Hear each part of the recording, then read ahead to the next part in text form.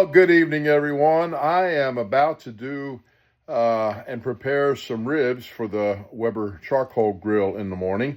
And I am going to show you how I am going to do this. What I am going to do is I am going to skin the membrane. Now, I do want you to know, and you may be aware of this, but some people may not be aware, you don't necessarily need to skin the membrane. It does not change the flavor. It does not affect the cooking. And if you go to several barbecue restaurants and order ribs, a lot of them don't even skin the membrane. But I generally like to skin the membrane just because. And so I take my butter knife, and then as you could see, I put it underneath this rib, or on top of this rib, underneath the membrane. And I will loosen a couple of them up here. And then as I loosen them up, I will get my paper towel. And I'm doing this in real time, no time lapse on it. And this is how I do it. And as you can see, this membrane has just pulled right off. Very nice. And, well, it's going to make a liar out of me. There it goes. Very easy. And I am also going to do this other one. Now, this other one may give me a little bit of a fit because there's a cut in it, and the meat is not quite as uniform. But we're going to give it a try. We're going to see how it goes, and it may be all right. But if not, you know, it's not a big deal that we get the membrane. But once again, I like to get the membrane off, and the reason why is because when I begin to eat my ribs, and I usually cut the ribs 2 or 3 together, and sometimes I separate them, but that way it will make it just a little bit easier to separate the ribs when they're cooked. All right, let's see how this membrane is going to give me a little bit of a fit. So I'm not going to bore you as I pull this membrane off, but I will show you what I do after I pull the membrane, wipe the ribs down to make sure that they are nice and dry. And then I'm going to spread my seasoning, and it's a Kinder's Bourbon Peach. If you've never tried it, it's real good. And then I'll be putting these in the refrigerator tonight, and I will pull them out tomorrow. We'll see you in the morning. Well, I just wanted to show you before I put these in the fridge that I sprinkled my rub on it, and so that's pretty much what it looks like. So we'll be putting it in the fridge, and we'll take it out in the morning, and then we'll put some more rub on it before it goes to the grill. Well, good morning to you. We're getting everything prepared to put these ribs on our Weber kettle grill. And as you see, this is the result from me leaving in the refrigerator overnight with the rub. In a moment, I am going to sprinkle more rub on it, and I am going to let it sit to bring it up to room temperature. And once I sprinkle the rub on it, I'm going to go outside and get my Weber charcoal going. And I'll show you all about that here in just a little bit. Well, here is my setup on my grill, and the reason why my charcoal looks so discombobulated instead of neat and order. Underneath my charcoal, I have several used pieces of charcoal from my last grill that I did not want to go to waste. And so I just piled my new charcoal right on top. So it's not going to be an issue. There's more than enough charcoal here from my past usage to make it through 5-6 hours on this Weber kettle. So we're going to get this thing going, and we're going to enjoy it. Also, what I am using a spider. A spider is an attachment that goes to the bottom of the Weber kettle. It gives it an airflow, it's temperature controlled, and for me, it does a great job.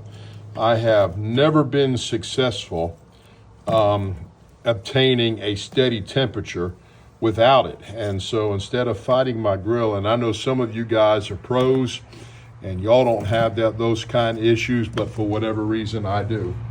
But to me, it was worth the money. It works very well.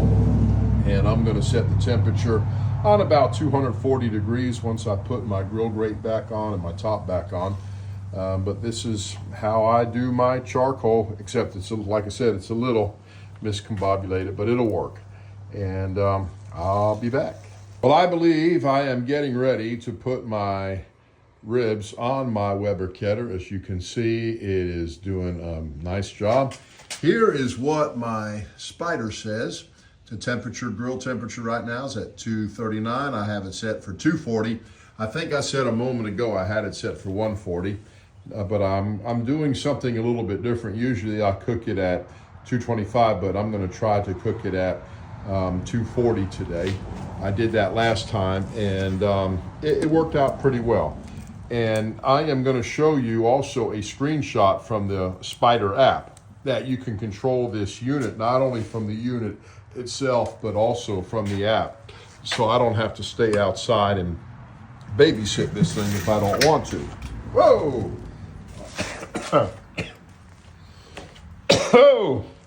Breathed in that smoke, and that was not any fun. And I should have known better.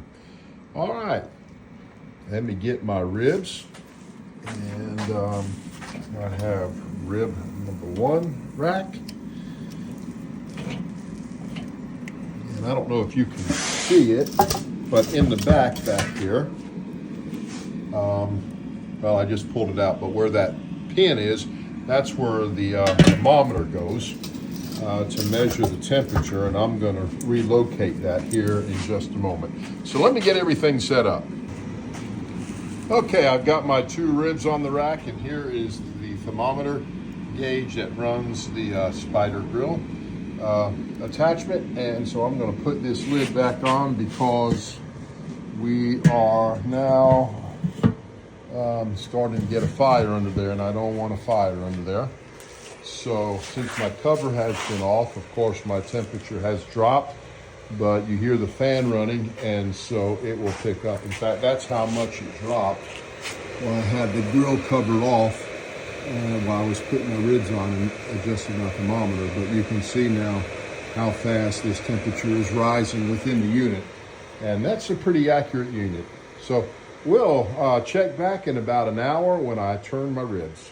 Here is what the app looks like, and it shows the set temperature, it shows the current temperature, it shows how many minutes are remaining on the timer that I have set, and you also see a pause button, so I could pause the Spider Venom from turning, the fan from turning on when I take the cover off.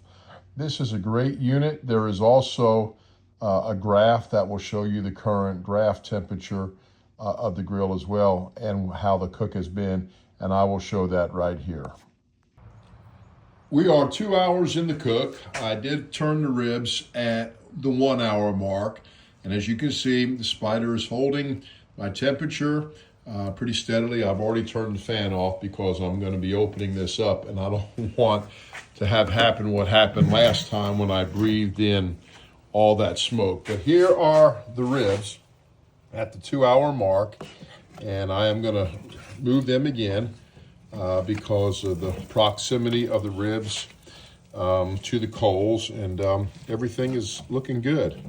Now at the end of the 3 hour mark, I will wrap them. I like to wrap my ribs, and I will explain why when we get there. But there we go. There's the ribs.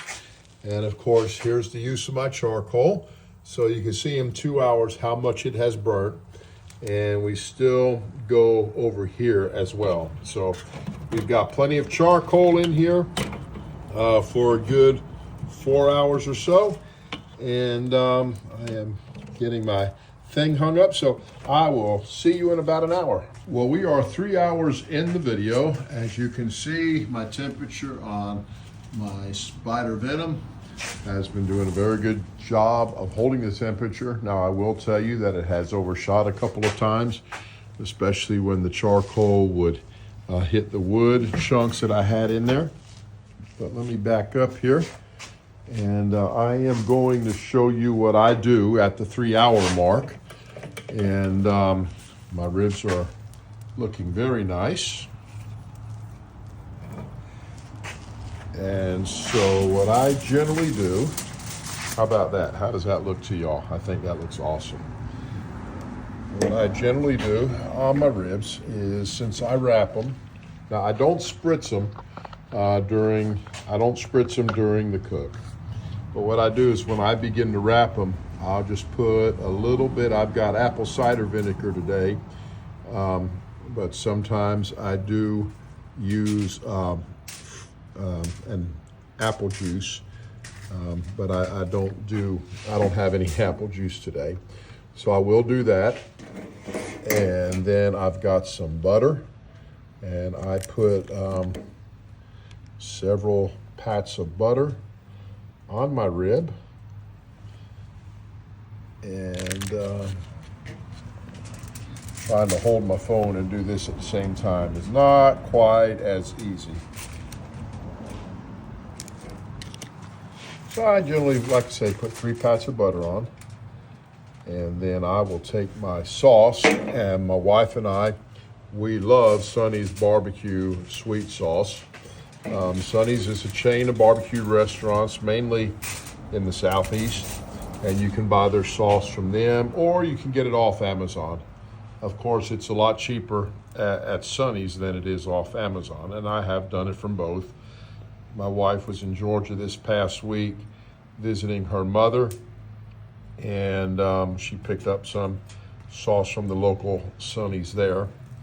And I just cover my ribs as you normally would, and I will do this again when I take the ribs out of my package.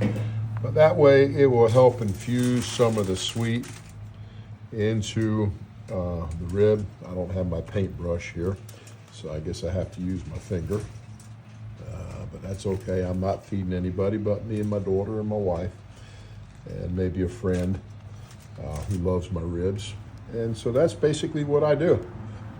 I then wrap them. I double wrap tin foil, and I'll put them back on the ribs. And I will also do that for that other rib. And here's my charcoal at the 3-hour mark. So we're still pretty good. So I'll show you what I do when we come back in another hour. Well, the 3rd hour is finished, and I did not mention it earlier, but when I wrap my ribs, I bump up my temperature to about 325 degrees for about that hour to help speed up the process of making them tender. So they have been wrapped up for 325, and I'm going to show you what my ribs generally look like unwrapped. And as you can see, I just spilled a bunch of juice over the floor, which the dog will enjoy that. And I'm trying to be very careful because this is hot, very hot. And some people may wonder, well, doesn't that dry out your ribs? But look at here. You see the juice? And of course you could see how it's pulled back. So they are probably done where they're at. I do not have my thermometer here, and I generally don't put a thermometer on ribs, but they're pretty well done. I could eat them right now. But what I'm going to do is I'm just going to put one more layer of sauce on them. And then when I do, I'm going to turn the temperature back down I'm going to turn it down back to 240, 230.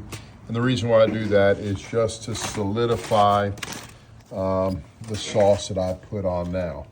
So I'm going to work on this, and I will be checking back with you in about 35, 40 minutes. Well, we are done with our grill, or our smoke, whatever you want to say, on our ribs.